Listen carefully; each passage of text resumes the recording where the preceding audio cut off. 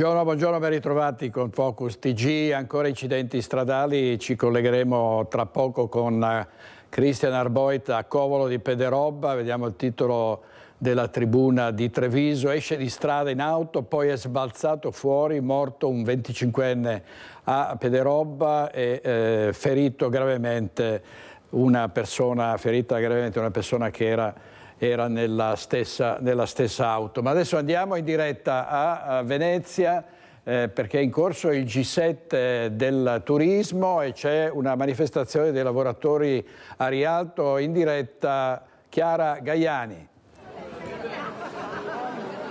Direttore, buongiorno, buongiorno ai telespettatori. Tra un po' andremo a Rialto e quando ci andremo vi richiederemo la linea. Siamo con i lavoratori del settore turismo. Oggi parte a Firenze il G7 del turismo. I lavoratori sono in sciopero, vedete i cartelli che il collega Sandro Ponchio sta inquadrando, dicono siamo spremuti come dei limoni perché alcuni dei contratti di questo settore in questo momento non sono ancora stati rinnovati. Capite che cosa significa turismo? Ovviamente Venezia, noi siamo a 2 passi da Rialto, siamo in Campo San Bartolomeo, è un luogo simbolo, scelto per questa protesta. Ringrazio Daniele Giordano che è il segretario della CGIL di Venezia e anche Renato, mi aiuta con il cognome, Giacchi, che è il segretario della Filcams di Venezia. Partirei proprio da Giordano. Allora, il turismo è il principale motore dell'Italia, sappiamo quanto valore ha e anche hanno molto valore i lavoratori di questo settore, perché è un settore a cui mancano lavoratori. Il turismo, buongiorno a tutti, è un settore strategico, fondamentale, il turismo è importantissimo per il nostro paese ed è importantissimo per Venezia, però non può essere un settore che produce bassi salari, lavoro povero, precarietà, non può essere un settore che impatta sulla città come sta impattando in questo momento, cambiando il mercato degli alloggi.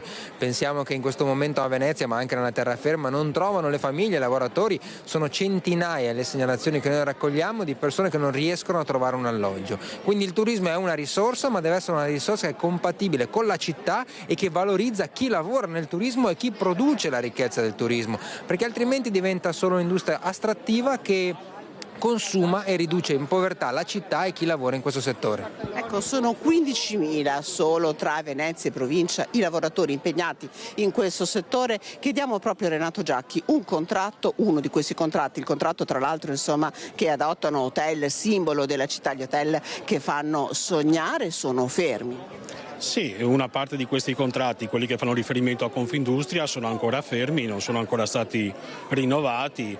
Degli alberghi che applicano questa tipologia contrattuale possiamo dire che sono il Danieli, l'NH, il Four Seasons, quindi alberghi storici, alberghi molto importanti che però non hanno ancora sottoscritto un rinnovo per le giuste richieste delle lavoratrici e dei lavoratori di questo settore. Ecco, sentiamo intanto i lavoratori hanno proprio iniziato a dire contratto.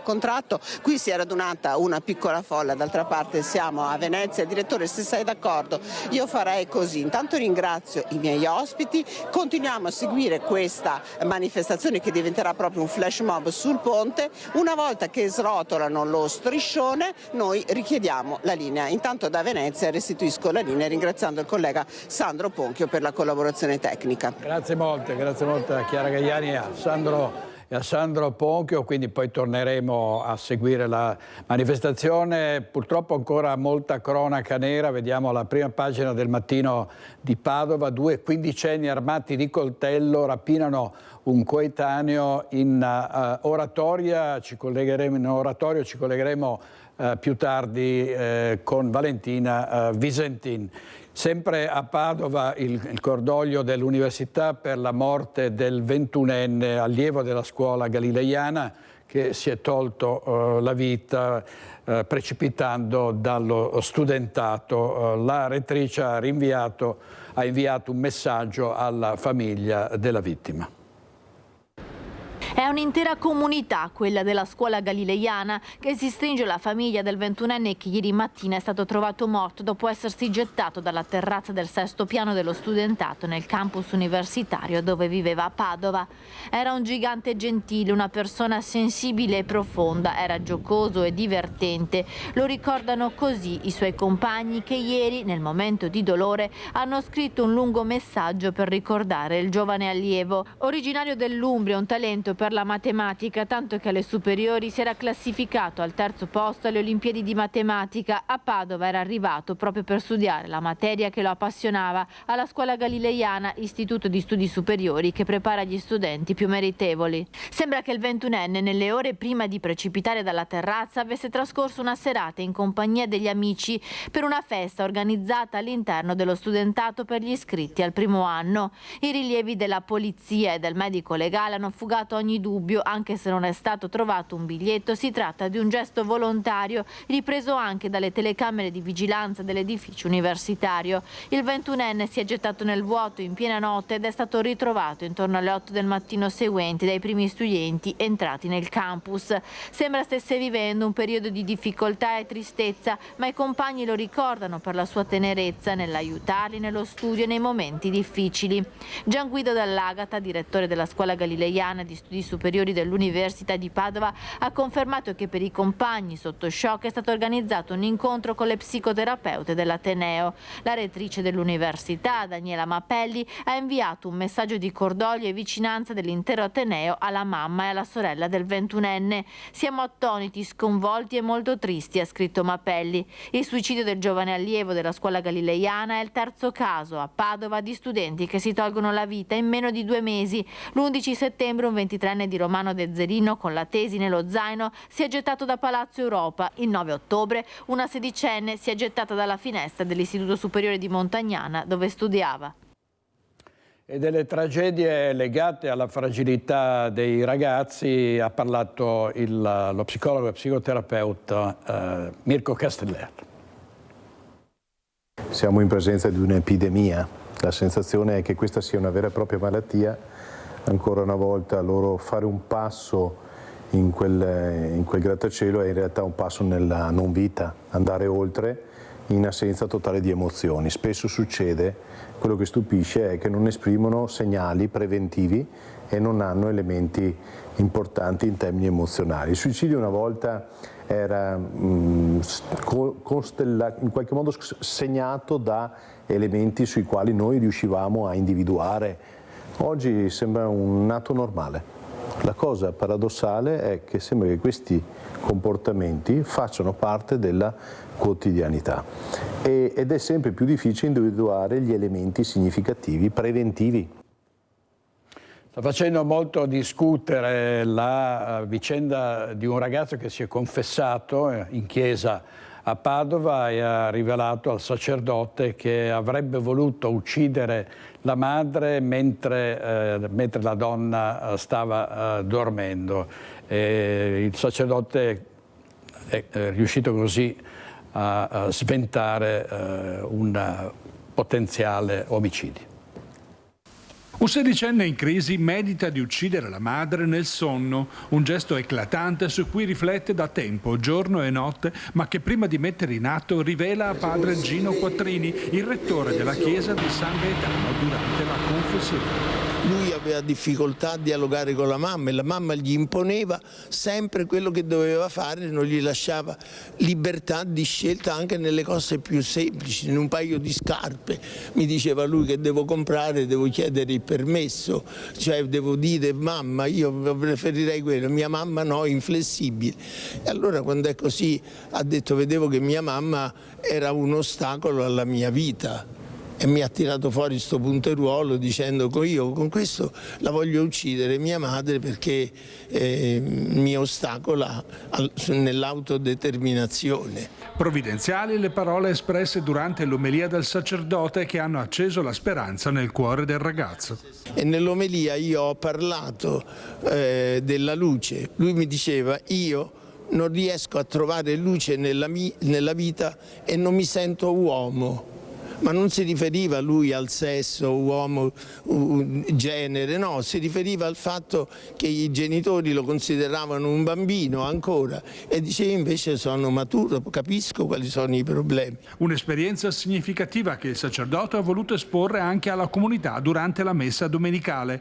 Dal ragazzo Don Gino ha ottenuto la fiducia e l'autorizzazione a raccontare in forma anonima il suo caso. Il sedicenne ha voluto anche consegnargli il punteruolo. L'ho restituito capito, certo, ho detto no, tienilo tu questo, perché poi era un attrezzo che mi ha detto lui che faceva parte dei ferri che aveva il padre. È sicuro adesso in questo momento? Sì, lui mi ha detto che mi viene a trovare, ci siamo dati già appuntamento. Vi dicevo in apertura dell'ennesimo incidente stradale sulle nostre strade, è avvenuto a Covolo di Pederobba, un'auto che è sbandata a folle velocità ed è uscita di strada, un morto, un ferito. Andiamo in diretta da Christian Arboit e Nicoletta Rizzetto per la parte tecnica. A te Christian.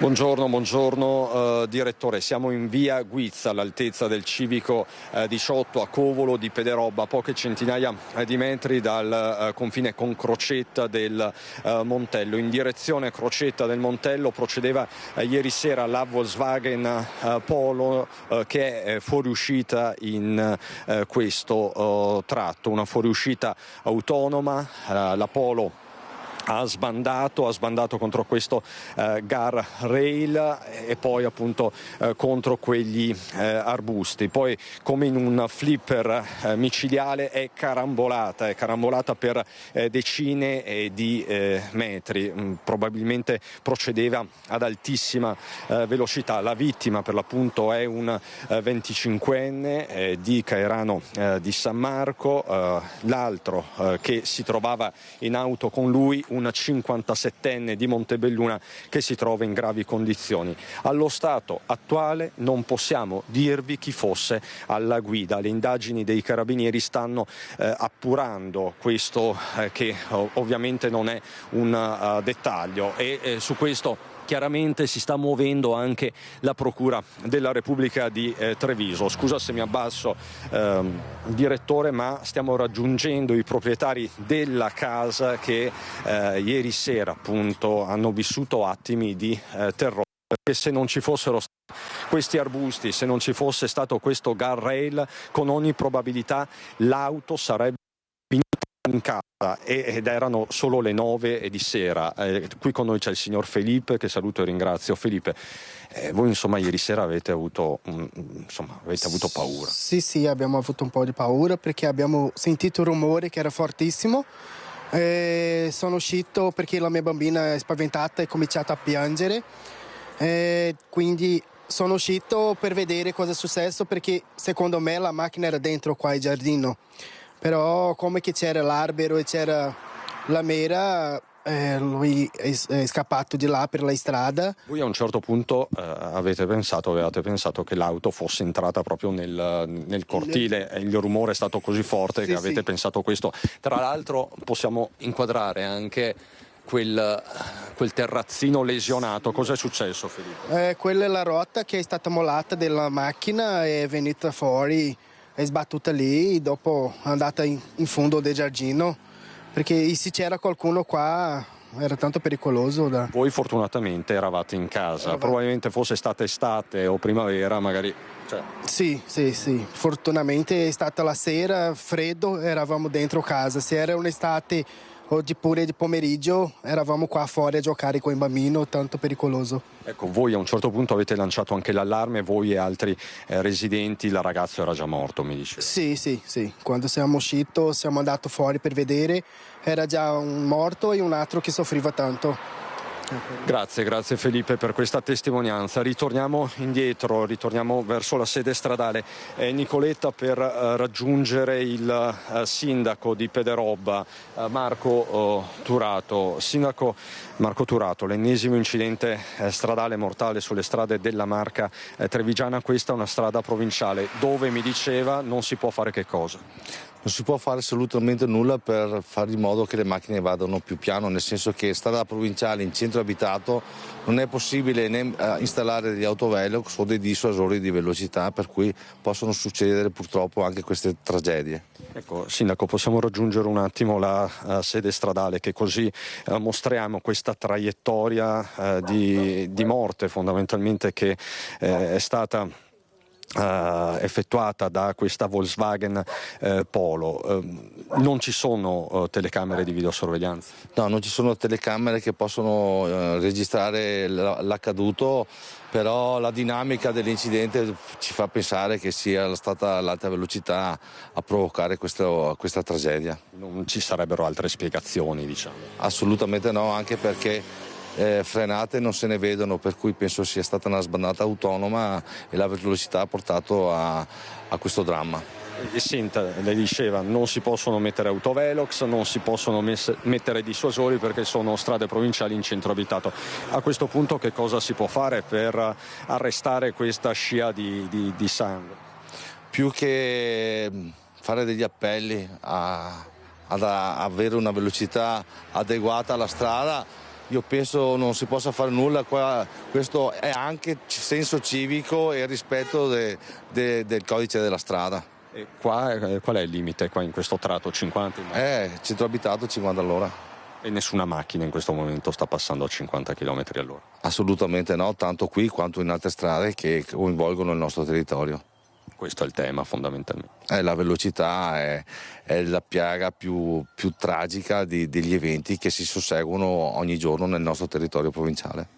Marco Turato, grazie infinite, grazie mille al sindaco di Pederobba, grazie ancora ai signori Felipe e Regina. Chiaramente l'ennesimo incidente mortale, direttore, potrebbe aprirsi a ore un fascicolo per omicidio stradale se i carabinieri appureranno che alla guida del veicolo della Volkswagen, appunto qualora appurassero che alla guida ci fosse il 57enne che è ricoverato in gravi condizioni. Chiaramente lo capiremo nelle prossime ore anche confrontandoci con gli inquirenti. Per il momento da Via Guizza di Covolo di Pederobba è tutto, con Nicoletta Rizzetto ti restituisco la linea. Grazie molte, grazie a Christian Arboit e Nicoletta Rizzetto. A proposito di incidenti, vediamo quella che è stato definito il tratto della morte tra Cessalto e Portogruaro. L'altra notte è stato abbattuto un cavalcavia, il traffico è stato interrotto. Vediamo le immagini di questa operazione, vedete delle grosse gru, delle ruspe che stanno distruggendo il cavalcavia. E ovviamente tutta questa lunga operazione nella notte ha causato l'interruzione del traffico in questo tratto di Cessalto. Adesso andiamo a Bassano del Grappa. C'è stata un'importante operazione delle Fiamme Gialle in tutto il Vicentino contro i furbetti del reddito di cittadinanza. Mirko Cavallina ha intervistato il tenente Michele Pontigia del comando delle Fiamme Gialle di Bassano. Buongiorno da Bassano, importante operazione della Guardia di Finanza, 350.000 euro di reddito di cittadinanza percepito indebitamente, 46 persone denunciate in tutto il territorio. Con me c'è il tenente Michele Pontigia del comando di Bassano delle Fiamme Gialle. Tenente, un'operazione che ha riguardato tutto il territorio provinciale e un periodo abbastanza lungo. Esattamente, come dicevamo l'attività ha riguardato tutto il territorio della provincia, visto coinvolti tutti i reparti della Guardia di Finanza del Vicentino. Il periodo oggetto di attività va dal 2023 al 2024 con una particolare concentrazione nel 2024. Ci sono alcuni casi clamorosi di persone che tra i tanti requisiti richiesti dal reddito di cittadinanza non avevano quello della fedina penale pulita. Esattamente, è capitato tra le varie attività effettuate di riscontrare che alcuni soggetti avevano presentato la DSU, quindi avevano richiesto il beneficio, ma non rispettavano quello che era il cosiddetto requisito dell'onorabilità, quindi presentavano dei precedenti di diversa natura sulla loro fedina penale. In alcuni casi si tratta anche di spaccio internazionale di stupefacenti. E poi c'è un caso che riguarda una persona che aveva vinto al gioco, diciamo regolarmente, però tenente che cosa non aveva fatto? Esattamente, tra i vari riscontri effettuati tramite il portale dell'Agenzia delle Dogane e dei Monopoli è stato riscontrato che un soggetto per 2 anni ha vinto 150.000 euro che però non sono confluite né nella dichiarazione ISEE né nella DSU presentata per l'ottenimento del beneficio. In un altro caso c'è una persona che ha chiesto, altre persone che hanno chiesto ma non ancora incassato un contributo per 33.000 euro. Adesso che cosa succederà oltre alle 46 denunce? Ovviamente per queste persone il beneficio verrà ovviamente bloccato e è stata un'attività che ha giocato in maniera preventiva, perché come appena detto il beneficio era stato indebitamente richiesto, fortunatamente non ancora riscosso, quindi non verrà riscosso. Ecco. E quindi l'attività di controllo continua, anche se il reddito di cittadinanza, tenete, nel frattempo non esiste più con i termini in cui esisteva negli anni che avete indagato. Esattamente, adesso è stato sostituito dal reddito di inclusione e ovviamente l'attività della Guardia di Finanza continuerà in materia di tutela della spesa pubblica e quindi di contrasto di illeciti, come è stato per il reddito di cittadinanza, lo si farà altrettanto per il reddito di inclusione. Grazie al tenente Michele Pontigia della Guardia di Finanza Comando di Bassano, Alessandro Costacuta per la parte tecnica. Da Bassano è tutto, a voi la linea. Grazie a Mirko Cavallin. E vediamo l'alta velocità e le infiltrazioni della 'ndrangheta nei cantieri ferroviari. 8 arrestati dalla Finanza tra Verona e la Lombardia, sequestrati beni per 2,5 milioni di euro. Fatture per operazioni inesistenti emesse nei confronti di società assegnatarie di appalti pubblici per la manutenzione delle linee ferroviarie e metropolitane nazionali e una gestione truffaldina della manodopera. Si muovevano così le ditte riconducibili a un'associazione criminale di matrice 'ndranghetista al centro dell'inchiesta condotta dalla Direzione Distrettuale Antimafia della Procura della Repubblica di Milano, che ha portato nelle scorse ore a 8 arresti tra le province di Verona, Lodi e Crotone. Sono stati i finanzieri dei comandi provinciali dei 2 centri, Veneto e Lombardo, insieme al GICO di Catanzaro, a eseguire l'ordinanza di custodia cautelare emessa dal Tribunale di Milano. In carcere 2 degli arrestati, ai domiciliari gli altri 6. Per alcuni è stata riconosciuta l'aggravante dell'aver agevolato la cosca Arena Nicoscia. La Guardia di Finanza ha ricostruito numerose operazioni commerciali eseguite dai membri di una famiglia calabrese che da anni si erano stabiliti tra Verona e Lodi. Operazioni messe in atto attraverso una serie di imprese, alcune delle quali già destinatarie di provvedimenti interdittivi antimafia.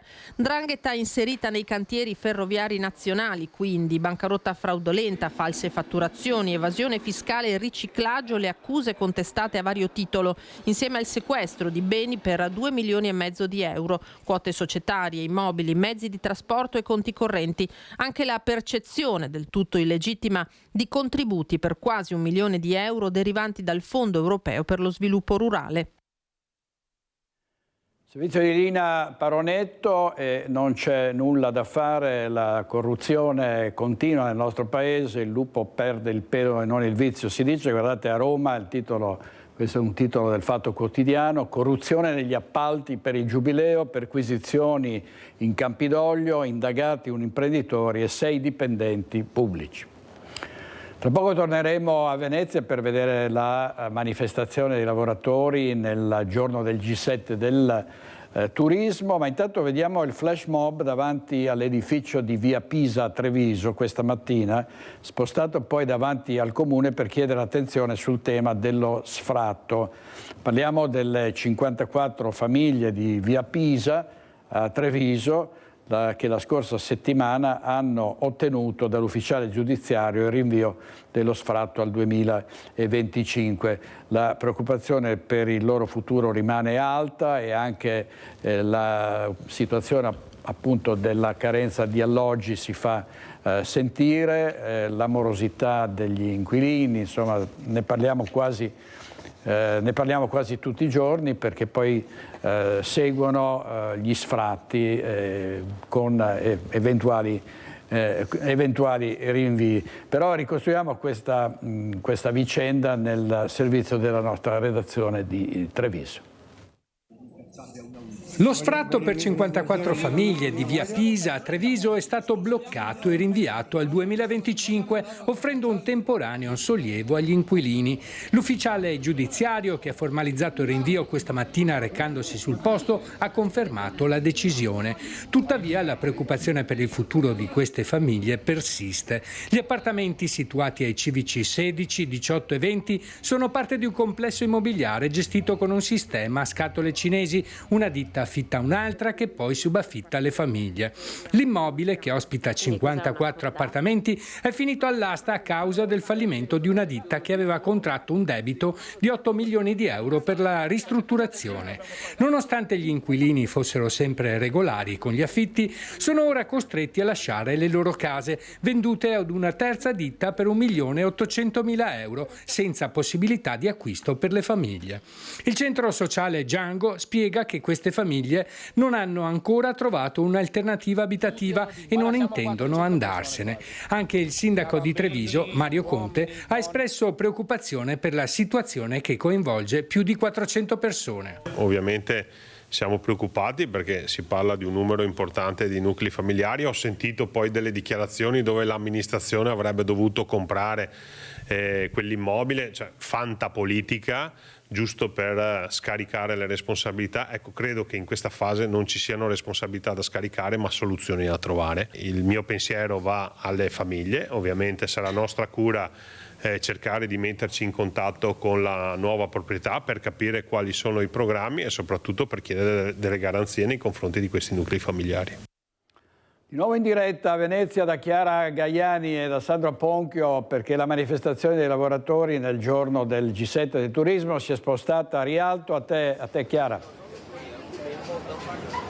Sì, ecco direttore, con le immagini del collega Sandro Ponchio vediamo proprio lo striscione che i lavoratori hanno appena srotolato dal ponte di Rialto e che dà sul Canal Grande, ovviamente sotto gli occhi davvero di tantissime persone che stanno passando anche in questo momento e che fotografano, si chiedono. Lo striscione dice: il vero G7 siamo noi, più salario, più diritti, ci state spremendo come limoni, chiediamo il rinnovo del contratto. Una protesta simbolica, dicevamo, nel giorno in cui a Firenze inizia il G7 Turismo. Nei telegiornali poi di questa sera le storie di questi lavoratori e la motivazione del flash mob che ormai è alle battute conclusive.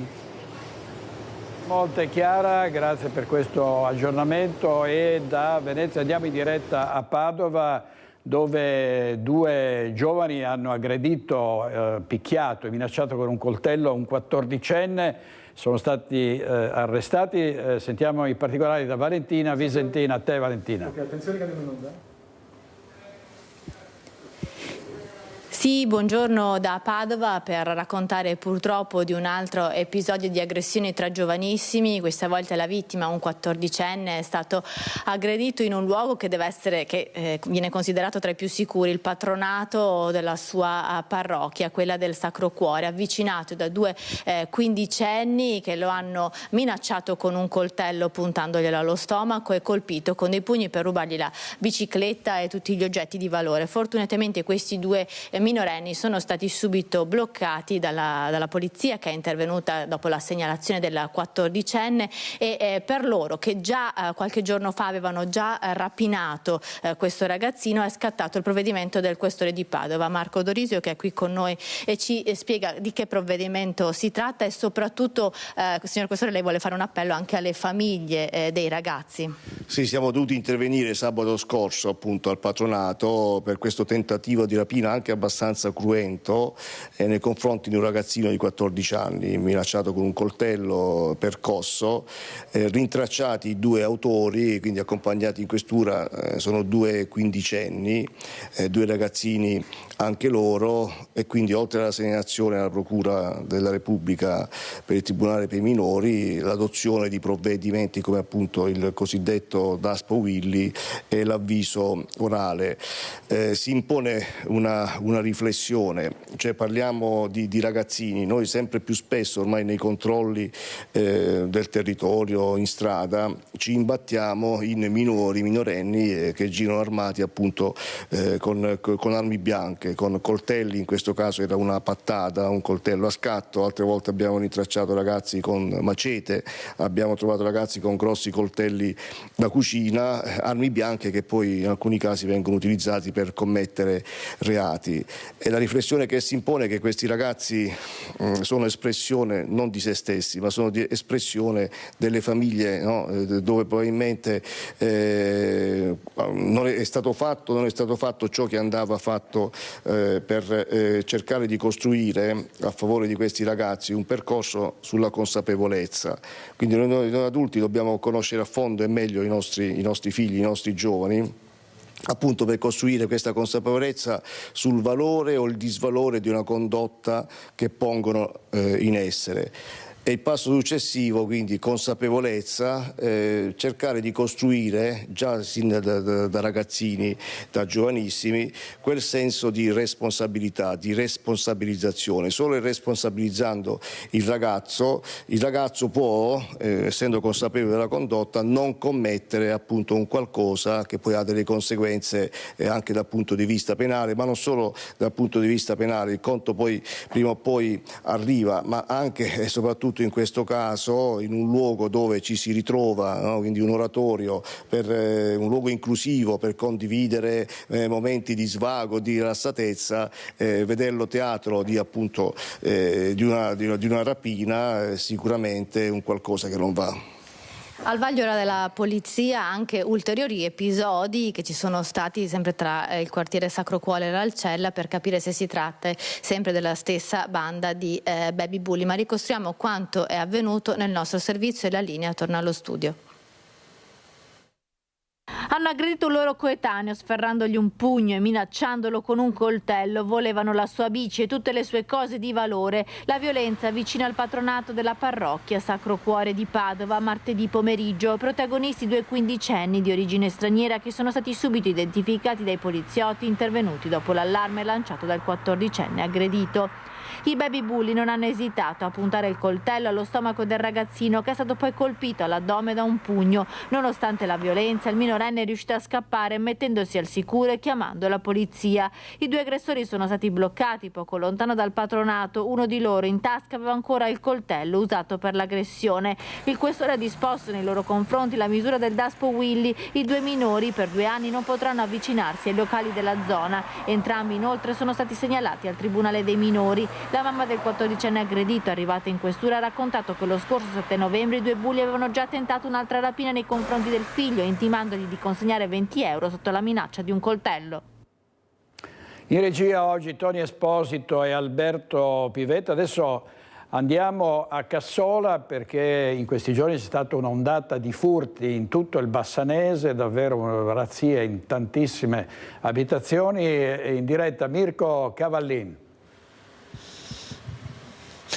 Buongiorno direttore, sono con il sindaco di Cassola Gian Antonio Stangerlin. Siamo appena stati con Alessandro Costacuta nella zona che sabato sera, anzi primo pomeriggio, è stata colpita dai furti. Erano le 18, come in altri casi, 2 abitazioni sono state assaltate. In un caso ci ha raccontato il residente, che però ha preferito non farsi intervistare, sono entrati dalla finestra rovistando circa 4.000 euro di valore il bottino in oro e gioielli. In un altro caso i ladri si sono nella casa di fronte arrampicati sulle grondaie. Insomma, sindaco, nemmeno Cassola purtroppo è esente.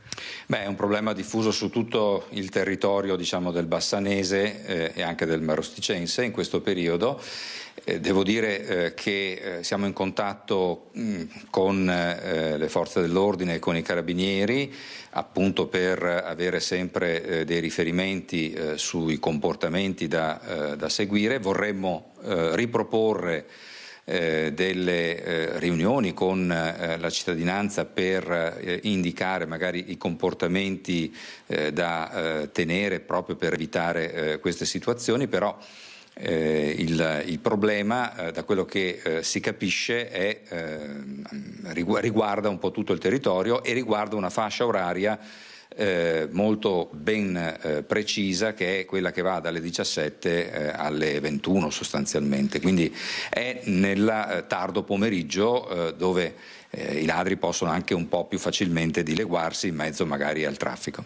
In questo caso ci raccontava proprio questo signore derubato in casa, loro erano appena usciti intorno alle 17, sono rientrati alle 21, quindi un'assenza non proprio prolungatissima, nemmeno breve, ma in quel lasso di tempo i ladri hanno agito. Evidentemente i ladri hanno più occhi di noi, purtroppo. Purtroppo sì, anche noi alcuni anni fa ormai abbiamo sottoscritto con la prefettura un protocollo per il controllo di vicinato. Questo protocollo in questo momento non è ancora stato attivato, non per diciamo così, inerzia nostra, ma potrebbe essere anche quella una soluzione da studiare e da promuovere. Per quanto riguarda Cassola poi e Mussolente, voi sapete che la polizia locale dei due comuni è convenzionata e durante il periodo natalizio avremo un servizio di pattugliamento serale e anche fino a tarda sera, anche fino a notte, proprio per evitare che qualche malintenzionato possa avere, diciamo così, la possibilità di entrare nelle case appunto in quel periodo. Case, ma non solo, anche attività commerciali? Anche qualche attività commerciale è stata presa di mira ultimamente e quindi sì, come dicevo prima, lì in maniera un po' diversa ovviamente, perché non si tratta di qualcosa che avviene in maniera furtiva, ma in maniera per l'appunto palese. Si parla di rapina in quel caso e quindi sì, ci sono anche queste realtà purtroppo. E quindi aiuto da parte dei carabinieri per la prevenzione, forse speriamo quanto prima il controllo di vicinato e questi pattugliamenti in orario serale con la polizia locale, quindi qualcosa si cerca di fare, ma purtroppo i casi si verificano. Sindaco? Se posso dire, ecco, noi organizzeremo con i carabinieri delle riunioni appunto per la cittadinanza. Fin d'ora chiedo alla cittadinanza di rendersi partecipe a queste riunioni. Non solo le persone anziane, ma anche tutte le persone che magari vengono prese di mira non solo magari con furti, ma anche attraverso truffe di vario genere. Quindi ecco, io sensibilizzerei anche la popolazione a rendersi partecipe a determinate riunioni che sono utili poi anche per evitare tutto questo. Grazie al sindaco di Cassola, Gianantonio Stangerlin, Alessandro Costacuta per la parte tecnica. Da Cassola è tutto, a te direttore. Grazie molte, grazie, giustissimo l'appello del sindaco di Cassola a fare grande attenzione anche rispetto ai molti truffatori in circolazione. Siamo andati a Bassano e Grappa a sentire sul problema sicurezza i cittadini.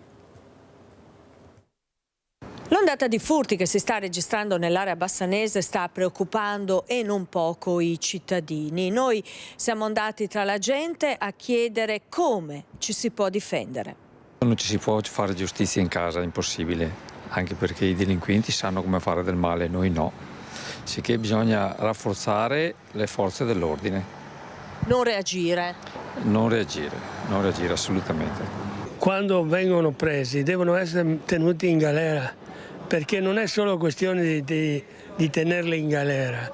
Il problema è che bisogna dare una dimostrazione che qui le cose le facciamo sul serio.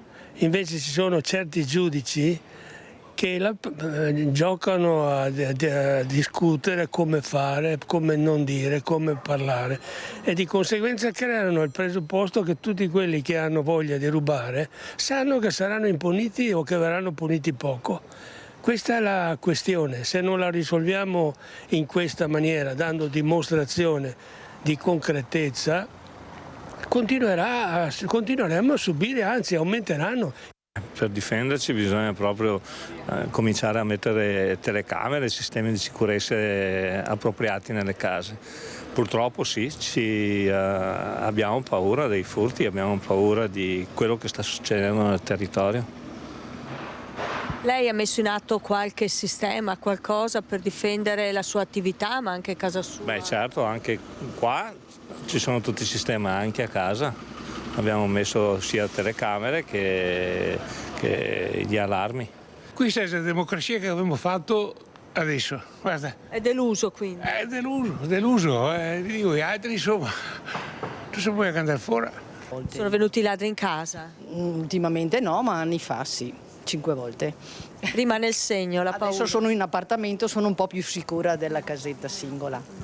E com'è possibile difendersi? Non è possibile. Noi no. Non è possibile. Noi non abbiamo un sistema per difenderci, a parte qualche antifurto, ma dovrebbero essere le forze dell'ordine che presidiano, ma se devi chiamarle tu dopo che sono andati via i ladri, i risultati non se ne vedono. Soliti discorsi, pena certa e forse sarebbe meglio. Va bene? Quindi attraverso la giustizia? Certo. Ne ho avuto per 3 volte, prima in casa, anche in fabbrica. Io li ho trovati in camera per dirle. E cosa ha fatto? Niente. La reazione è stata negativa perché abbiamo reagito con i figli, ha reagito violentemente, abbiamo cercato di prenderli, ma abbiamo sbagliato tutto perché a loro non ne frega niente di noi. Loro sono riusciti a scappare per fortuna, però li abbiamo anche inseguiti, è un altro sbaglio ancora. Bisogna solamente cercare di assicurarci di avere un buon allarme, di avere delle telecamere in modo che poi li vengano presi. È meglio non esserci, perché poi l'esperienza è così talmente negativa che non dormi più di notte, sei terrorizzato. Intervista di Monica Smith, avete sentito questa esperienza traumatica, trovarsi i ladri in casa, e ha fatto bene questo signore a suggerire di non reagire, perché le reazioni anche impulsive in un momento di panico possono portare delle gravi conseguenze. E andremo a sentiamo sempre la Vox Populi, Vox Dei, e sentiremo presto anche i parrocchiani di Santa Maria del Sile, perché fino a dopodomani i migranti che sono stati sgomberati dalla Parco Appiani a Treviso potranno dormire nel tendone che è stato allestito per la sagra di un circolo, e siccome ci sarà questo evento dopodomani c'è tempo fino a venerdì perché i migranti possano restare sotto quel tendone. Dopodiché saranno spostati, ha detto il diacono, nella parrocchia dove altri migranti erano stati ospitati. Non tutti i parrocchiani sono d'accordo perché molti dicono non possiamo andare a messa o a confessarci e trovarci di fronte ad un dormitorio. Sentiamo il diacono di Santa Maria del Sile. Dove andranno? È una domanda che noi non sappiamo dare una risposta o non possiamo dare una risposta. Hanno trascorso la notte nel tendone allestito dal Circolo Noi della parrocchia di Santa Maria del Sile, conosciuta per aver ospitato nella chiesa guidata da Don Giovanni Kirchner migranti e persone in difficoltà, parte dei 30 migranti fatti sgomberare dal Parco Appiani dove avevano trovato un riparo di fortuna. Il questore ha chiamato Don Giovanni chiedendo la possibilità di un intervento, di un aiuto, perché non sapevano come risolvere al momento la situazione. La sistemazione d'urgenza è questa, vedete qui, sono in 15 che hanno dormito stanotte qui, con alcuni solo con la coperta a terra, dagli 10 si è passati ai 15 perché poi se ne sono aggiunti 5 che non hanno documenti e quindi non hanno possibilità di essere alloggiati in strutture pubbliche. Certo fa freddo. È con l'aiuto della Caritas, in stretto contatto con il Vescovo di Treviso e la vicinanza della comunità di parrocchiani, che materassini, coperte e alcuni pasti caldi sono stati dati alle persone senza fissa dimora. Una soluzione temporanea, quella di accogliere i migranti sotto il tendone allestito dal circolo in occasione dei 30 anni dalla fondazione. La provvidenza ha voluto che si potessero riparare questi giorni, ma venerdì mattina qui deve essere sbaraccato tutto. Dalla Caritas la disponibilità ad accogliere fino a 3 persone, altre, quelle che possiedono i documenti in regola, potrebbero far richiesta al dormitorio comunale di via Pasubio a 2 passi dalla chiesa, ma la loro destinazione resta ancora un'incognita. Se tutto non dovesse accadere questo, venerdì sera vuol dire che noi ospiteremo di nuovo in chiesa, e questa volta non più 6-7, questa volta 15, ma anche con una consapevolezza in più che le istituzioni sanno e hanno chiesto anche di venirgli incontro. Non è solo un'iniziativa nostra questa volta, ma anche l'esortazione, l'invito da parte delle autorità a dargli una mano. E su questa situazione è intervenuto il sindaco di Treviso e presidente dell'ANCI Mario Conte. Qui serve un gioco di squadra e non solisti. Va bene agire di cuore, ma serve poi anche la programmazione per fare in modo che questi interventi non siano spot, ma siano poi un elemento che costruisce un percorso di rilancio sociale. L'accoglienza dei migranti sgomberati dal parcheggio coperto dell'area Appiani nelle strutture parrocchiali di Santa Maria del Sile non convince del tutto il sindaco Mario Conte, che apprezza lo sforzo della prefettura di trovare una sistemazione ai 30 stranieri rimasti senza un tetto. L'accoglienza, sottolinea, è competenza dello Stato, ma è perplesso, pur comprendendone lo spirito, rispetto alla disponibilità data da Don Giovanni Kirchner. Sono abituato a lavorare in rete e in squadra. Il rapporto con la Caritas, con Sant'Egidio, dei servizi sociali è ottimo, serve una strategia. E quindi l'appello che faccio a Don Giovanni, che agisce ovviamente sempre con grande cuore, è quello però di unirsi alla rete, di unirsi alla squadra e far parte di una strategia, perché attraverso una programmazione attenta e oculata si possono dare più risposte. Il sindaco ribadisce che una data di riapertura del Parco Appiani ancora non c'è, dipenderà dal privato proprietario dell'area. Torna a strigliare gli imprenditori che utilizzano di giorno la manodopera senza curarsi di dove i lavoratori trovino da dormire la notte, e ripete che solo lavorando in rete si può dare una risposta a un fenomeno, quello migratorio, vasto e complesso. Ma di questa rete fa parte anche il dormitorio di Caminantes. Sì, però bisogna stare alle regole, bisogna stare negli schemi. Cioè il tema dell'accoglienza e della solidarietà è un tema serio, si parla di persone, si parla di esigenze particolari di persone che vanno gestite con grande sensibilità e attenzione e con professionismo anche. E quindi io accolgo e sono aperto a dialogare con tutti coloro che vogliono fare parte di questo schema. E ovviamente del caos migranti abbiamo parlato ieri sera a Focus, sentiamo una parte del dibattito. Oggi veramente siamo invasi. Io sono stato a Trieste pochi giorni fa, sì, ed è una cosa veramente vergognosa. Io non sono così convinto che stiano meglio qui che di là, non sono proprio così convinto, forse in alcuni casi, ma non sono proprio... Ma non sono tutti che rischiano la vita, una parte potrebbero anche rischiare la vita, per carità del Signore, non metto in dubbio, però qui sta entrando tutto, ci sono una montagna di migranti politici e non a migranti che arrivano dalla guerra, lo sappiamo, e arrivano tutti i santi giorni, la rotta che arriva lì è micidiale, è un continuo, di notte, un continuo via vai di persone, e quelle persone dopo cosa fanno a Trieste? Montano in treno e arrivano qua, arrivano a Treviso, arrivano a San Donato di Piave. Ormai le città sono diventate invivibili. Basta vedere, e stiamo parlando di San Donato, stiamo parlando di Treviso, non oso pensare a Milano, Roma, eccetera, eccetera, eccetera. Ormai non ne veniamo più fuori. E quando si trova anche una soluzione per far vivere meglio queste persone, perché se le portiamo in Albania ed erano in una situazione pulita, era tutto quello che era... 30 giorni e poi rientrano, cioè non è una No, o vanno a casa.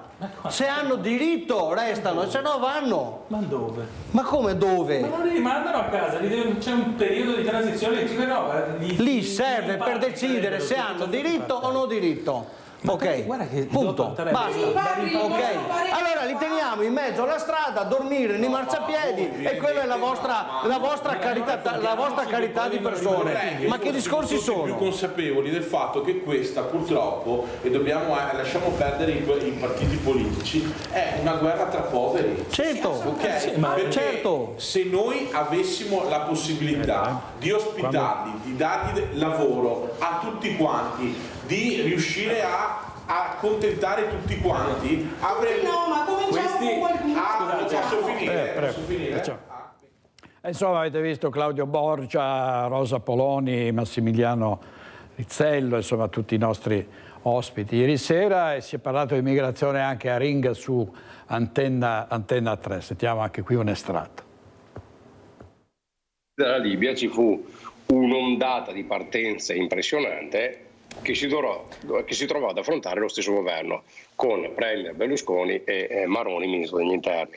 E Maroni, me lo ricordo benissimo, che disse anche al nostro governatore Zaia, ma a tutti i governatori, disse: siccome c'è un'emergenza nazionale e va affrontata, ogni regione, ogni comune si fa carico di una parte, perché se tutti si fanno carico di una quota di quelli che arrivano, allora si riesce in qualche modo a gestire la situazione, altrimenti non ne veniamo quindi fuori. Lei promuove, Tosi, l'accoglienza diffusa? E quindi io, siccome mi rifaccio all'epoca in cui era ministro degli interni Roberto Maroni e io ero sindaco di Verona, e quindi accettammo questa impostazione data dal nostro, perché allora io facevo parte della Lega e Zaia appunto era il governatore del Veneto anche allora, dal nostro ministro degli interni, che ci disse: questo è il modello da applicare ed è l'unico modello applicabile, perché altrimenti rischi di avere i casi di Cona o di altri piccoli comuni che nel momento in cui non c'è una distribuzione diffusa, c'è un comune grande che se ne trova 5 e c'è un comune di 1000 abitanti che se ne trova 200. Distribuzione diffusa, questa era la linea della Lega, questa era la linea di Maroni, Villanova. Sì, stiamo parlando di 13 anni fa.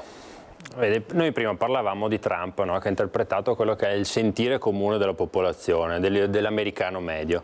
Secondo me noi qua stiamo sottovalutando quella che è la percezione dei nostri concittadini, perché continuiamo a parlare da anni di accoglienza diffusa, di come sistemare questi immigrati che arrivano, di cosa fare, di sbarchi e compagnia. Non ci mettiamo dal punto di vista del cittadino che ormai da tanto tempo, da anni, vede le stazioni che sono diventate dormitori, che vede la sicurezza che sta diminuendo, che vede costantemente queste persone che non trovano una sistemazione e non potranno mai trovare una sistemazione, e aumentano tutti quei reati legati comunque alla sopravvivenza di queste persone. Quindi allora, non è più la linea da seguire, no, lei dice? Allora, secondo me adesso bisogna cambiare paradigma, perché allora non possiamo più pensare, allora, il governo sta facendo tanto e quest'anno abbiamo visto che sono stati diminuiti pesantemente gli sbarchi, con gli accordi che sono stati fatti con il Nord Africa, con l'attività internazionale, ma se non iniziamo a ragionare anche sui rimpatri, oppure con situazioni che vengono copiate anche da altri paesi, perché quello che stiamo cercando di fare il governo con l'Albania, vedete che ad esempio la Germania ha già iniziato lo stesso a farlo, ricordiamoci la Germania socialista che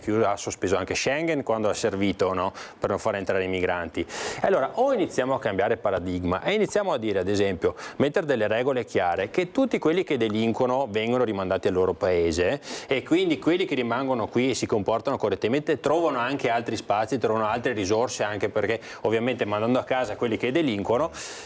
Dobbiamo iniziare a ragionare per tutelare la sicurezza dei nostri concittadini, perché inizia ad essere lei è lontano un problema. dalla visione di Tosi. Sono lontano da questa visione perché secondo me è una visione che non è più concentrata su quello che è la situazione attuale. Alberto Villanova, Alberto Ruggin, ospiti con Flavio Tosi di Cristian Arboet ieri sera, l'altra sera a Ring. Adesso in regia abbiamo detto che andiamo a Vicenza perché ci sono stati all'interno della finanziaria inseriti dei tagli pesanti ai comuni, tagli di 12 milioni di euro nel caso specifico per Vicenza nei prossimi 3 anni. Sentiamo Daniele Garbin che ha parlato col sindaco Giacomo Possamai.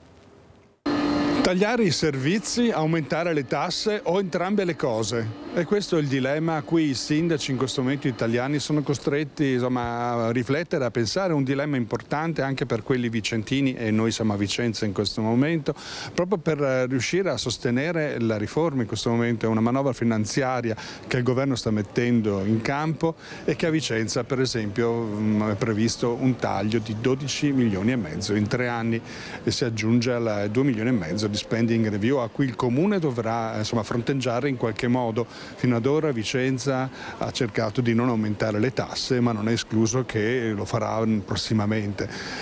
Padova per esempio ha già deciso che aumenteranno mediamente tutte le tasse, come lo farà a Treviso con l'aumento di IMU e IRPEF, e anche il taglio a alcuni servizi come la manutenzione delle strade e lo sfalcio dell'erba. È un dilemma a cui noi abbiamo chiesto al sindaco Possamai come risponderà a questa manovra, soprattutto nei prossimi tempi. Ecco, in questo momento il sindaco è a Bruxelles, ci ha mandato una sua dichiarazione. I tagli ai bilanci dei comuni sono diventati insostenibili. Solo per il comune di Vicenza significano 12 milioni nei prossimi 3 anni tra l'aumento dei costi derivato dal rinnovo contrattuale nazionale per i dipendenti pubblici e tagli diretti alla possibilità di spesa dei comuni. L'hanno detto tutti i sindaci in questi giorni, a partire dal presidente dell'Anci Veneto, sindaco di Treviso Mario Conte. Questi tagli ci mettono nelle condizioni o di alzare le tasse o di tagliare i servizi. Quello che i comuni non vogliono fare è quello che a Vicenza cercheremo in ogni modo di non fare, ma in questo momento, in questi giorni, è in discussione la manovra di bilancio in Parlamento. L'appello al governo e al Parlamento è quello di rivedere questi tagli, perché ogni taglio ai comuni si traduce in maggiori spese per i cittadini e questo non è accettabile. E nel bilancio del comune di Padova sono 14 milioni che potrebbero mancare. È comprensibile la preoccupazione del sindaco Sergio Giordani. Dicono in continuazione a Roma, non tocchiamo le tasse, le fa toccare a noi. Cioè se mi togli risorse, dopo chi è che paga? Per forza, ma questo non è una cosa mia, anzi l'ha detto chiaramente, io faccio anche presidente della provincia e sento i sindaci, centro-destra, centro-sinistra, centro. Lo stesso presidente dell'Anci di Treviso dice è difficile fare questa cosa, ma molto difficile, per cui non è un problema politico, è un problema difficile da gestire e questo problema devono capire a Roma, scaricare tutto sui comuni e sulle province diventa difficilissimo. Un bilancio di previsione difficile da chiudere, quello 2025 per il comune di Padova. Difficile perché a Palazzo Moroni hanno dovuto cercare circa 14 milioni di euro. Li hanno trovati grazie a una spending review da 3 milioni e 400 mila euro da parte di tutti gli assessori ed un aumento delle tasse comunali addizionali IRPEF e IMU. Non è facile, vi garantisco, sono stati il primo bilancio che faccio con molta difficoltà, bilancio preventivo con molta difficoltà, però ringrazio veramente gli assessori e i dirigenti per aver collaborato moltissimo e questo vuol dire tanto per me, perché lo sento un po' mia come responsabilità, è mia perché sono il sindaco, ma a toccare i fragili, toccare i bambini, bambine, anziani, asili, veramente facevo fatica. Sono stati bravi loro, ognuno ha tagliato qualcosa, ognuno si è dato da fare per migliorare la propria situazione e sono soddisfatto. Dalla rimodulazione IRPEF e dall'IMU per le attività commerciali arrivano le principali nuove entrate. Siamo in questa condizione che ben ha descritto il sindaco, costretti a dover ritoccare quelle che sono alcune tasse locali. L'IRPEF che però mantiene un criterio di progressività per cui teniamo degli scaglioni differenziati in modo che ci sia un aggravio maggiore quanto maggiore è il reddito, per cui passiamo da scaglioni 0,69, 0,79, 80 a 0,78, 0,79, 80. Tradotto però in soldoni si tratta di differenze tra l'1 e i 2 euro più o meno in busta paga, quindi tutto sommato poco incidono, però la somma di tutti i contribuenti che pagano l'IRPEF fa sì che questo porti 1.900.000 euro di gettito maggiore nelle casse del comune. Poi c'è un adeguamento dell'IMU per quanto riguarda quegli immobili che hanno un carattere commerciale, produttivo o per attività professionali, che avrà un incremento del 4% con un ritocco dell'aliquota. Anche qua interveniamo in un settore che ha visto i canoni di locazione aumentare molto, per il quale però l'IMU non era stato toccato da moltissimi anni. Altro settore che prevederà aumenti è quello della scuola. Le rete per le scuole dell'infanzia subiranno aumenti da 2 a 6 euro mensili, somme inferiori all'adeguamento Istat, sottolinea l'assessora Cristina Piva, mentre aumenteranno i costi dei buoni pasto da 40 a 50 centesimi al giorno, aumenti questi che scatteranno dal settembre del prossimo anno. Servizio di Francesco Rattai e come si dice, se Atene piange, Sparta non ride, perché anche le imprese hanno delle grosse difficoltà. Ci sono 19 tavoli aperti per crisi aziendali, quindi un grosso lavoro per la nuova assessora al lavoro e alla formazione professionale della Regione del Veneto, Valeria Mantovan, ma ci sono anche poi problemi legati alle chiusure, alla scomparsa di aziende, come per esempio è accaduto negli ultimi 10 anni nel Vicentino. Sentiamo. Dal 2014 al 2024 il numero delle imprese manifatturiere vicentine è calato di 4.128 unità, una crisi conclamata a livello nazionale, ma che nella nostra provincia galoppa più del doppio della media italiana, meno 1,9 contro il 5% del territorio iberico. Un dato allarmante reso noto dalla Camera di Commercio, che ha dettagliato i contorni della crisi attraverso i dati raccolti dall'Osservatorio sull'economia. In particolare difficoltà le imprese produttive legate al legno, perse 170 società, pari a quasi il 23%, a seguire quelle legate alla moda, ai pellami e all'oreficeria, meno 18%, a soffrire soprattutto le imprese più piccole, con un massimo di 9 addetti. Se calano le imprese, l'occupazione invece registra una crescita di circa 50.000 addetti, quasi il 16% in più, un dato leggermente inferiore alla media nazionale, che è quasi del 20%.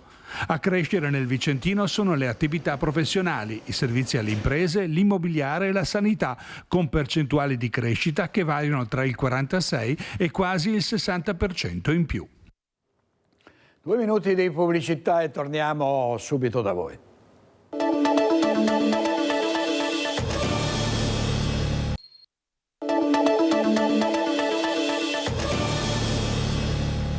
Le mense scolastiche sotto la lente di ingrandimento in provincia di Treviso sono state controllate ad ottobre 22 mense, delle quali 8 sono risultate non conformi con segnalazione alla competente azienda sanitaria. Non solo, ma sono state elevate 14 violazioni amministrative e posti in sequestro 267 kg di alimenti.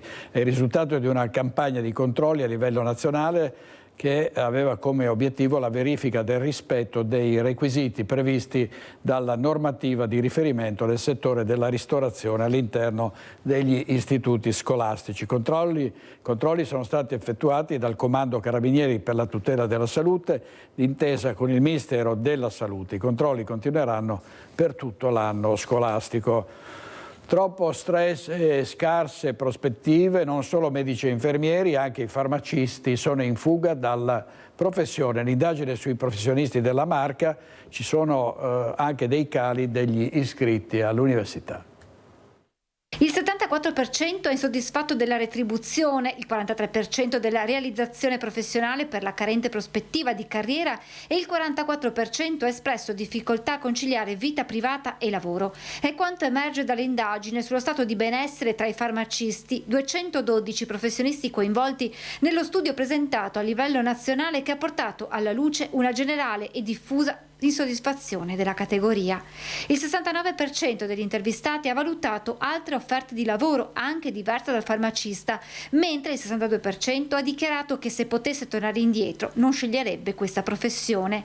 Da sottolineare però che dall'indagine emerge anche come il 73% dei farmacisti si dica soddisfatto del rapporto con la clientela e il 63% per il clima organizzativo tra colleghi, dati diversificati a seconda dell'età degli intervistati. Rispecchiano, mi permetta di dirlo, anche quella che è un po' il mercato del lavoro in generale, un po' tutte le professioni sono in crisi. Sicuramente c'è una grande polarizzazione tra chi ha una grande esperienza di lavoro, quindi gli over 60, rispetto a quelli che sono i neofiti della professione, con gli ultimi che sono sicuramente più critici. Intanto i numeri parlano di una diminuzione delle iscrizioni alla facoltà di farmacia, come calano gli iscritti all'ordine. Dopo la carenza di medici e infermieri, dunque, si potrebbe prospettare anche una difficoltà a reperire farmacisti, un problema che sta già emergendo se si considera che il 67% delle farmacie lamenta la difficoltà ad assumere personale. Il rischio c'è ed è già attuale, perché molte farmacie che si trovano a perdere un collaboratore fanno fatica in questo momento a reperirne di nuovi. Lo studio, in collaborazione con l'Università di Venezia, voleva proprio portare alla luce i punti critici della professione, ma anche i punti di forza, il contatto con il pubblico e la possibilità possibilità di dare una risposta ad un bisogno di salute immediato. Per rimediare a questo malessere sono stati individuati 8 punti di intervento contenuti nel manifesto per il welfare dei farmacisti, dagli incentivi all'equilibrio vita-lavoro, dagli spazi e mobilità al benessere, dallo stare insieme tra colleghi anche al di fuori della farmacia, al coinvolgimento nella comunicazione. Per dare dei suggerimenti fondamentalmente operativi, in modo tale che chi possa o voglia intraprendere un percorso di modifica all'interno della propria farmacia per creare un ambiente di lavoro più appetibile da parte dei collaboratori abbia già dei punti fermi su cui poter lavorare. E sulla carenza dei medici e degli infermieri abbiamo sentito il direttore della Sanità del Veneto, Massimo Annichiarico. La sanità non risponde al concetto di pianta organica, sono i servizi e le attività a quantificare il numero di medici e infermieri necessari a far funzionare il sistema. Dopo il Covid, per fare un esempio concreto, il numero di infermieri in forza all'ULSS 1 è aumentato rispetto al 2019, ma contestualmente è stato forte l'incremento dell'attività sul territorio e quindi oggi, come nel 2019, c'è ancora bisogno di infermieri. Diverso il caso dei medici. Rispetto a 5 anni fa, a fine ottobre, sulla carta, all'ULSS Dolomiti ne mancavano 40. È un problema nazionale, non vuole essere un alibi questa affermazione. Ovviamente la Regione del Veneto credo che sia noto con tutti gli strumenti possibili, compreso il piano strategico per gli investimenti sul personale che è stato deliberato quest'anno dalla Giunta, con incentivi di ordine economico, con forme di reclutamento, quelle consentite dalla normativa vigente. All'ULSS le carenze sono coperte da liberi professionisti per lo più pensionati, dai medici ingaggiati dalle cooperative per la parte residuale necessaria ai pronto soccorso e dai turnisti che arrivano soprattutto dall'azienda ospedaliera di Padova, grazie ai quali l'azienda sanitaria bellunese riesce a tenere aperti interi reparti.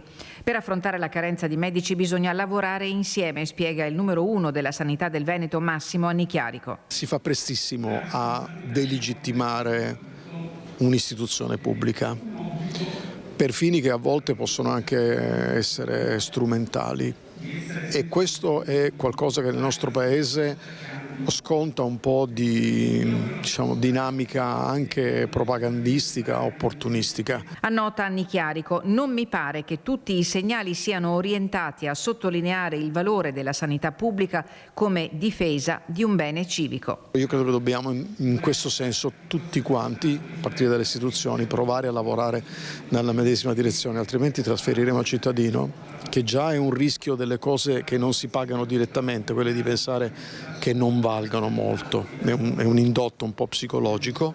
Dobbiamo insieme far percepire quanto questo sia un valore. Non vorrei scoprire quanto vale soltanto quando lo avremo perso, speriamo ovviamente di non perderlo. Intervista di Tiziana Bolognani, responsabile della redazione di Belluno. Vediamo i titoli del Corriere del Veneto, diretto da Alessandro Russello. Federica Pellegrini, nella Fondazione per Giulia, mia figlia, ho paura, ma è iniziata la rivoluzione, un grande contributo da parte dell'ex campionessa del nuoto. Poi l'economia, la crisi economica sferza il Veneto, a rischio 19 aziende e 1.300 lavoratori. Chiusura della Seba, gli operai ai cancelli, ci avevano illuso, ora ci gettano via. La Confindustria, avevamo predetto il declino, ma nessuno ci ha ascoltati. Vediamo ancora, ci ha ascoltati, dice la Presidente degli Industriali. Vediamo invece andiamo su un'altra questione, che è quella delle scuole, del riscaldamento rotto al liceo Fermi di Padova. Sono scattate le proteste degli studenti, la provincia risponde: risolviamo il problema al più presto.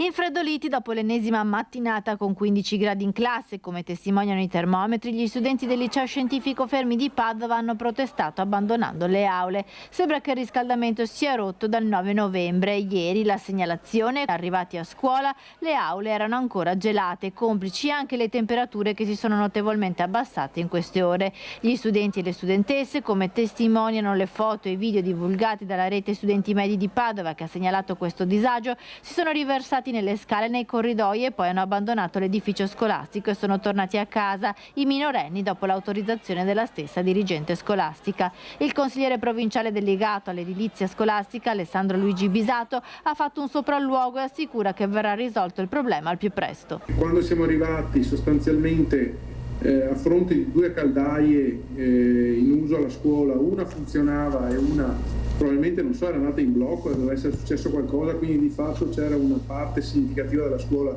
al freddo. Il contratto di gestione calore prevede che entro 2 ore dalla segnalazione arrivi un addetto per verificare lo stato dell'arte, quindi faremo le verifiche del caso per fare in modo che venga rispettato il contratto stesso, quindi eventualmente anche con addebiti di sorta. Tutti insieme cerchiamo di risolvere nel più breve tempo possibile. È altrettanto vero che lo stabile ha bisogno di attenzioni anche da un punto di vista infrastrutturale, perché è in centro storico, è datato, e quindi in accordo con la dirigenza programmeremo anche degli interventi.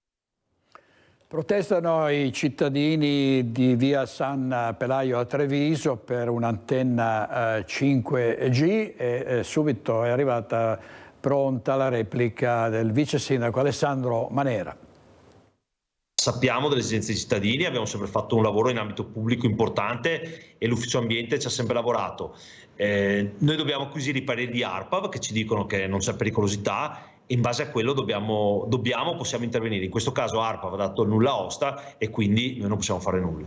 Accolti e ascoltati nelle sale di Cassugana i residenti di via San Pelaio che avevano chiesto un confronto con il comune per intervenire contro l'installazione dell'antenna 5G a pochi passi da casa.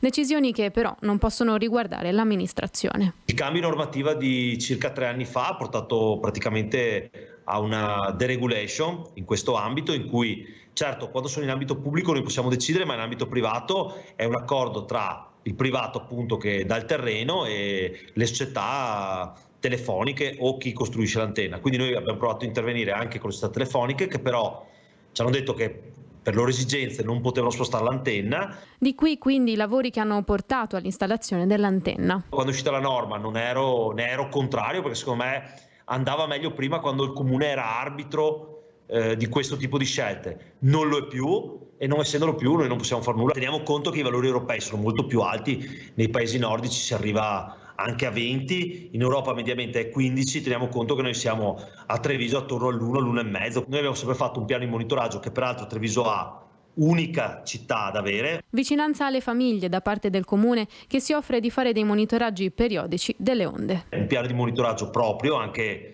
che si sovrappone a quello di ARPA, abbiamo anche le strumentazioni e lo faremo nel caso di San Pelaio di andare direttamente in loco e fare anche un nostro monitoraggio, perché noi crediamo che certo l'ARPA dà dei dati che sono veritieri assolutamente e ci tengo a dirlo, però quando il comune può intervenire essendo il sindaco responsabile della salute pubblica noi lo facciamo tranquillamente. E così Alessandro Manera, e molti sindaci devono fare con tutti i problemi che hanno di necessità virtù. È il caso di Emanuele Crosato, sindaco di Cessalto, che si era già improvvisato vigile urbano, adesso si è trasformato in un netturbino. Vediamo. Ultimamente ci siamo specializzati nel fare l'operaio, quindi andare fuori a svuotare i cestini, dare supporto agli altri operai del comune, perché purtroppo quella era principalmente l'emergenza. Il netturbino forse è quello che mi viene meglio, no? A parte le battute è importantissimo, perché molte volte ti trovi anche a disagio perché hai i cimiteri sporchi e non riesci a risolvere i problemi, non hai risorse per dare nuovi appalti e quindi ti inventi. In quest'ultimo anno per il suo comune ha fatto il ragioniere e il vigile urbano, ora anche il netturbino. Il sindaco di Cessalto ci scherza su, ma è un sorriso che nasconde il paradosso e l'amarezza di tutti quei primi cittadini alle prese con una carenza d'organico drammatica e con i tagli di risorse da Roma. Tanto più ora che nella manovra la mannaia di ulteriori sforbiciate ha mosso pure il presidente di Anci Veneto, il leghista Mario Conte, a tuonare contro il governo dai colori amici. Siamo all'osso, cioè siamo tiratissimi, abbiamo ormai il personale risicato, vuoi perché il posto pubblico non è più così appetibile, vuoi perché abbiamo praticamente tagliato ogni risorsa possibile.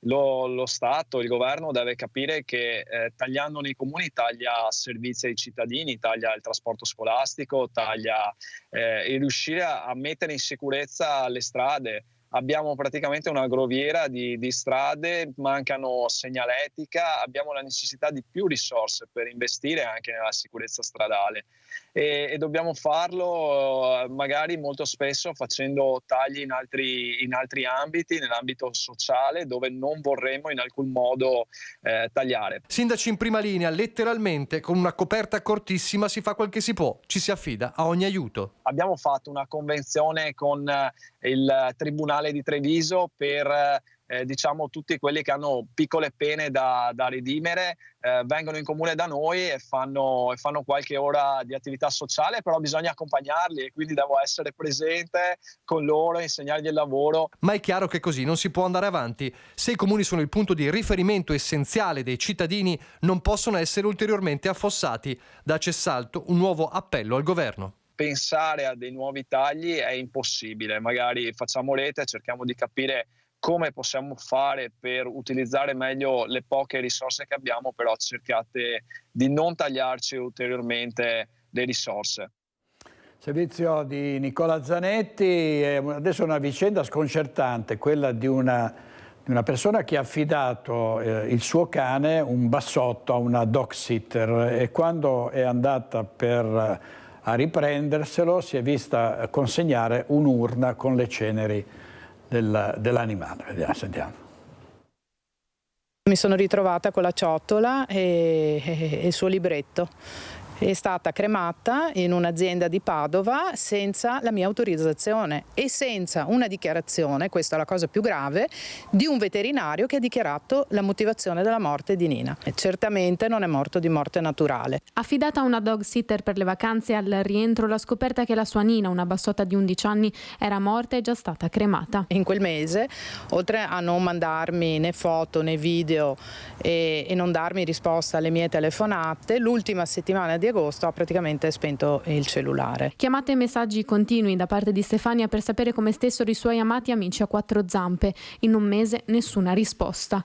I fatti risalgono ad agosto 2023, quando la signora si è rivolta alla giovane dog sitter di fiducia, nonostante da qualche tempo le sembrasse sfuggente e distratta. Dei cani di Stefania in giardino c'era solo Pluto, trovato in condizioni disperate. Scattata la denuncia. Pluto ha subito un forte trauma e non vuole più rimanere da solo. Ho fatto denuncia con il mio avvocato e abbiamo cercato chiaramente di andare avanti, ma è stato chiuso il caso dal GIP. 15 giorni prima della morte di Nina è morto un altro cane e abbiamo la dichiarazione del padrone. Io non ho autorizzato assolutamente a nessuno la cremazione, perché se avessi saputo l'avrei fatta congelare dal veterinario e dopodiché avrei fatto l'autopsia. Senza il corpo infatti non è possibile stabilire i motivi della morte della cagnolina. Nina aveva fatto analisi del sangue, elettrocardiogramma e altre visite, visto i suoi 11 anni, così che Stefania potesse per le vacanze partire tranquilla, ma questo non è bastato. Oltre al bulldog precedente alla signora Guadagna, oltre alla signora Guadagna si unisce un'altra segnalazione di un'esperienza molto simile. Uno spiraglio che potrebbe far riaprire l'inchiesta. Non ci fermeremo di fronte a un decreto di archiviazione disposto dal Tribunale. È nostra intenzione comunque quella di approfondire le indagini, eventualmente privatamente, ed ipotizzare a carico della dog sitter di Villorba altre ipotesi di reato. Io spero che possiamo fare giustizia, perché io non accetto assolutamente quello che la giustizia ha fatto, cioè chiudere e archiviare il caso per il penale, e spero tanto che Nina abbia giustizia, perché se lo merita. Come minimo avvertire il proprietario del cane che il cane è morto, almeno quello, no? Consegnargli l'urna con le ceneri. E parliamo dei falsi Bansky, falsificavano opere d'arte, e tra le varie destinazioni dei quadri contraffatti c'è anche Mestre, con la mostra dedicata a Bansky ospitata nel Museo del Novecento. L'indagine, coordinata dalla Procura di Pisa, ha preso il via da Roma e si è estesa in Europa. 38 le persone denunciate, 2100 le opere sequestrate. Nelle indagini i carabinieri hanno anche utilizzato un sistema di intelligenza artificiale capace di smascherare i falsi, arrivando a seguire le opere anche all'estero. In questo caso ci si è concentrati su pezzi attribuiti a Banksy e Warhol. Sono stati persino individuati laboratori in cui venivano realizzati i falsi, oltre alla rete di commercializzazione estesa tra Italia, Francia, Spagna e Belgio. E questo filo ha portato all'M9, per cui è già stato accertato che gli organizzatori non sarebbero stati a conoscenza dell'origine fraudolenta dei pezzi.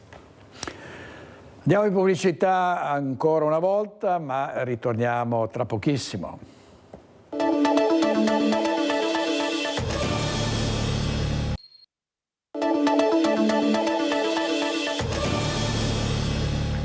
«21 anni fa la strage di Nassiriya e ovviamente tante cerimonie per ricordare quel massacro con l'omaggio ai caduti, un omaggio che parte in questo caso dai ragazzi per una pace duratura».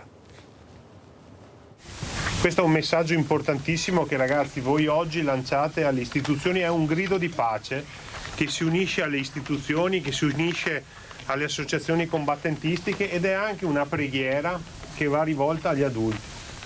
Parte dal messaggio che lanciano i ragazzi dell'Istituto Comprensivo Felicent, il sindaco di Treviso Mario Conte, per onorare il 21° anniversario dell'attentato di Nassiriya in Iraq, che miete 28 vittime, di cui 19 italiani. Obiettivo dei kamikaze la base maestrale in cui erano di stanza i carabinieri, impegnati in una missione di pace. A Canizzano la via e la stele spezzata per onorare i caduti, con il sindaco che per parlare di pace ai ragazzi si rifà al bombardamento di Treviso. Qualche mese fa ci siamo trovati il 7 aprile in Piazza dei Signori a ricordare i morti del bombardamento della città di Treviso. Oggi stiamo celebrando questa giornata e in questo momento, se ci fosse un contavittime, sarebbe in movimento, perché in questo momento ci sono delle vittime civili e militari in Ucraina piuttosto che in Medio Oriente. Quindi significa che l'adulto non ha ancora capito come si vive in pace. Quindi grazie per essere qui. Non è che voglio caricarvi di una responsabilità, vi chiedo semplicemente di rimanere come siete, perché se lo farete il mondo sarà davvero un mondo di pace.